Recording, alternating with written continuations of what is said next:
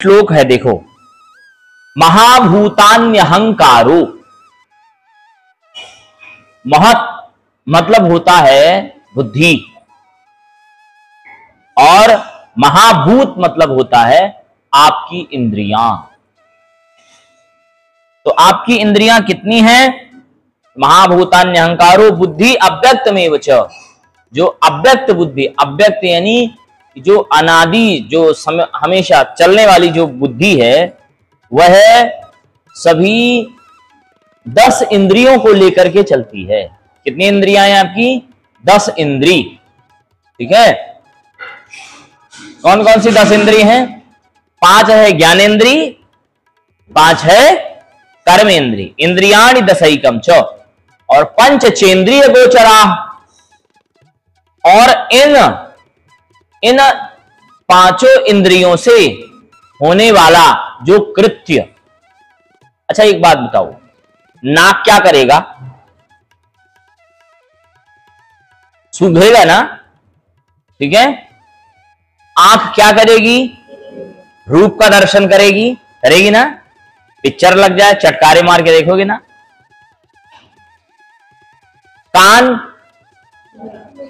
है, अगर वही लघु सिद्धांत लगा दे मोबाइल में, सुनोगे? नहीं सुनोगे।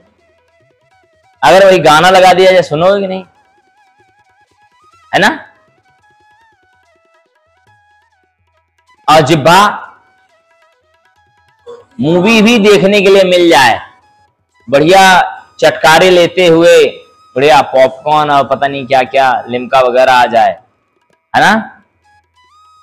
अब फिर दूसरा, ऐसे बैठ के कोई हाथ पैर दबा रहा हो, तो ये जो त्वचा है, इसको आनंद आएगा कि नहीं आएगा? सर में बढ़िया कोई तेल लगा रहा हो और बैठ के बढ़िया खा भी रहे हों, ठीक है। 3 इंद्रियां आनंद ले रही कि नहीं ले रही हैं? आंख रूप का दर्शन, त्वक स्पर्श का आनंद अनुभव, ठीक है। जिह्वा चटकारे का, ठीक है ना। कर्ण सुनी रहा है, यानी उसमें एक मूवी में सभी इंद्रियां तुम्हारी लगी हुई हैं। ये जो सभी इंद्रियां हैं, इन्हीं से क्या बनता है? क्षेत्र बनता है। क्या बनता है? क्षेत्र। मैंने तुमको पहले बताया था कि इंद्रियाणि दशैकम च, इंद्रिय कितनी होती हैं? 10। और मन जो होता है 2 भागों में बट जाता है। ज्ञान के साथ भी मन हो जाता है और कर्म के साथ भी मन हो जाता है। अगर मेरा मन नहीं है, मैं हाथ को ऐसे ऐसे घुमाऊं तो घुमा सकता है? कोई घुमा सकता है? मेरा मन नहीं है कि मुझे उधर जाना, तो मेरा पैर मुड़े तो मुड़ सकता है? बोलो। मेरा मन नहीं है किसी को कुछ बोलने का, तो कोई उस मुख से बोलवा सकता है? बोलो, बोलवा सकता है। मेरा मन नहीं है बाथरूम जाने का, तो मैं बिना मन के मैं बाथरूम जा सकता हूं। मेरा मन नहीं है उत्सर्ग, यानी क्या बोलते हैं, फ्रेश होने का, दीर्घ संख्या करने का, मेरा अगर मन नहीं है, कोई करवा सकता है? नहीं करवा सकता ना। तो यही क्या है? पंचचेंद्रिय गोचरा। वह इंद्रियां कैसे गोचर होती हैं? अपने विषयों से। एक मूवी तुम देख रहे हो, उस मूवी में तुम्हारी सभी चीजें चल रही हैं, और वही तुम अपने इंद्रियों से चल भी रहे होते हो, बोल भी रहे होते हो, और क्या कर रहे होते हो? मित्र, कोई अगर तुम्हारा मित्र है, उससे हाथ भी मिला रहे होते हो, तो कर्मेंद्रिय हो। ठीक है, तो यही भगवान ने कहा, यही क्षेत्र का स्वरूप है। क्षेत्र यानी कहना चाहिए इंद्रिय। बिना इंद्रिय के शरीर संज्ञा शून्य है कि नहीं है? है ना। बिना हाथ के किसी का शरीर पूर्ण है?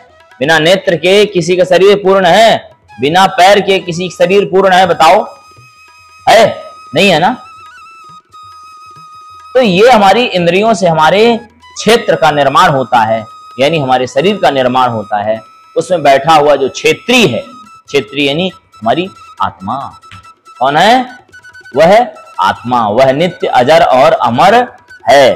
चाहे हमारी हो चाहे तुम्हारी हो, पर लेकिन हम जानते सब हैं ऐसा करना चाहिए, ऐसा करना चाहिए, यह गलत है, यह सही है, परंतु हम अपने प्रकृति के वशीभूत होकर के गलत काम करते हैं। चाहे विद्वान ही व्यक्ति क्यों ना हो, हमारी बुद्धि भ्रष्ट हो सकती है। हम तुमको गीता का तो उपदेश दे रहे हैं, पर लेकिन आज देखते हो कि समय और प्रकृति आदमी के बस में नहीं है, तो किसके बस में है? हमारे विवेक के बस में। और विवेक आदमी का जब विनाश, जब आदमी का जब होने वाला रहता है, तो हर लेती है बुद्धि।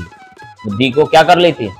वह विवेक खत्म हो जाता है, बुद्धि खत्म हो जाती है, और आदमी अपने मन का करना चालू कर देता है। इसीलिए मनस्यन्यत वचस्यन्यत कर्मण्यन्यत दुरात्मनाम मनस्येकम वचस्येकम कर्मण्येकम महात्मनाम। जो महात्मा आदमी होते हैं, जो अच्छे लोग होते हैं, मन में एक, बुद्धि में एक, विचार में एक, विवेक में एक। पर लेकिन जो दुष्ट लोग होते हैं वह है जैसे मेरे जैसे दुष्ट लोग, तुझसे कुछ कहेंगे, तुझसे कुछ कहेंगे, उससे कुछ कहेंगे, उससे कुछ कहेंगे। जो महात्मा लोग होते हैं किसी को कुछ नहीं, सबके लिए समान भाव, मन में भी, बुद्धि में भी, चित्त में भी। समझे? महाभूतान्यहंकारो बुद्धिरव्यक्तमेव च इंद्रियाणि दशैकं च पंचचेन्द्रिय गोचरा